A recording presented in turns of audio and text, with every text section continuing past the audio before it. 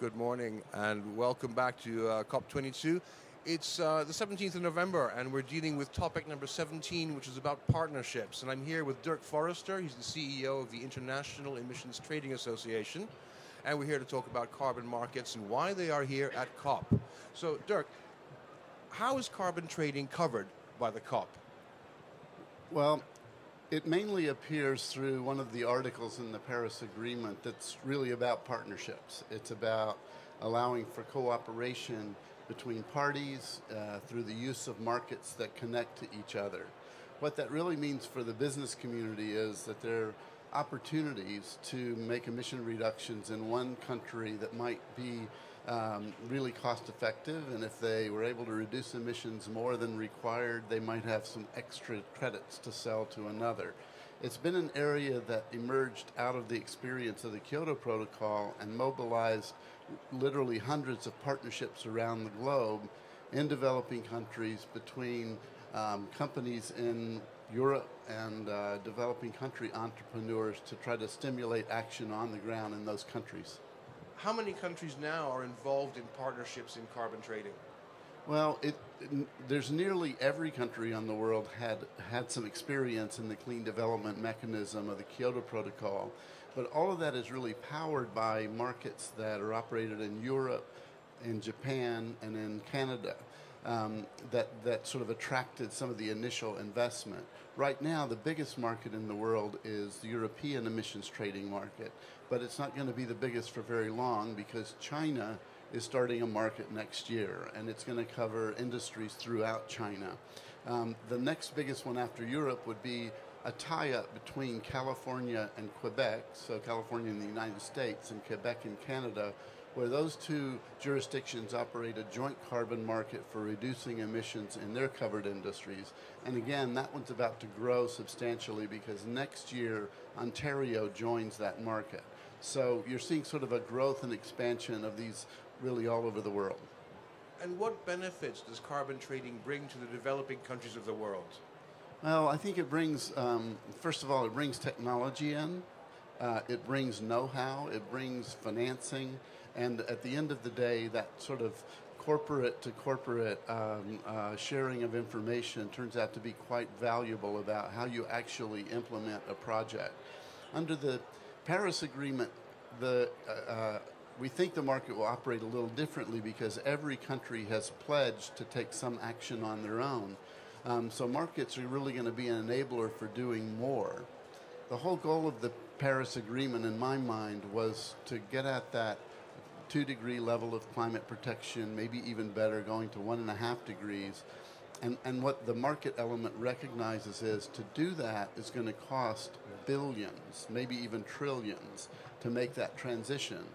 To do that, market-based partnerships bring financing to bear because we can do it cheaper if all the markets connect up than if they operate in isolation. Right, I was going to ask you about the cost of this. Why is carbon trading the best way to reduce emissions? Surely government regulations ordering emissions to be reduced would be more effective. So why does carbon trading work better? Well, the experience in both Europe and in the United States was that in the United States being in their acid rain trading program, they learned that if government actually tries to direct the specific technologies and require it, it doesn't actually provide the same kind of a market incentive. The reason is technology often surpasses the goals of what might be in a government regulator's mind, so it recognizes that the companies themselves are the best at finding what's the appropriate solution for their individual operations.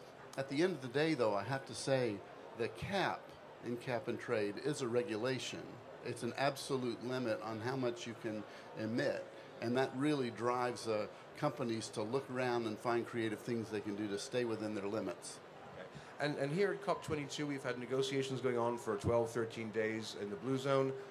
How have they progressed carbon trading? Has there been any advance? Have they made any breakthroughs? Well, mainly what they were talking about here was a work plan.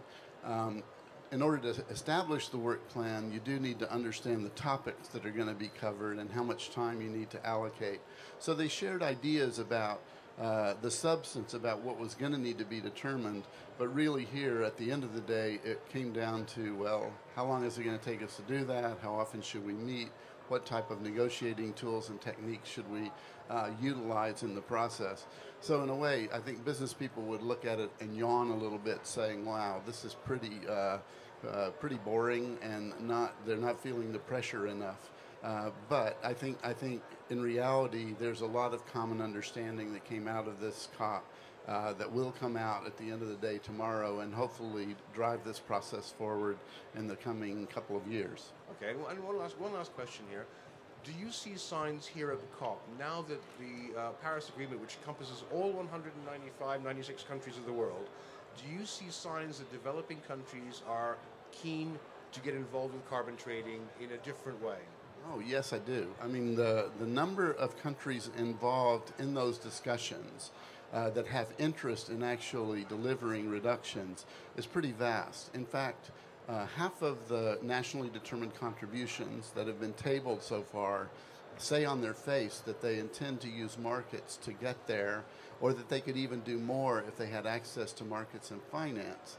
I think that's particularly true of African countries, that there's a recognition that with those types of connections, they could offer more to the global effort, and in fact, they could tap into markets to help with their own sustainable development goals overall by tapping into private sector financing, private sector know-how, technology transfer, and carbon markets do all of that in one very elegant way.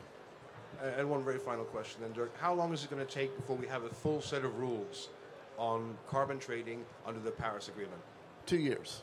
That's my prediction. At least that's my hope, because I think for people that have worked in carbon markets, they know that after the rules come out, entrepreneurs have to understand those rules. They have to convince banks to loan them money. They have to develop project ideas. They have to get regulatory approvals.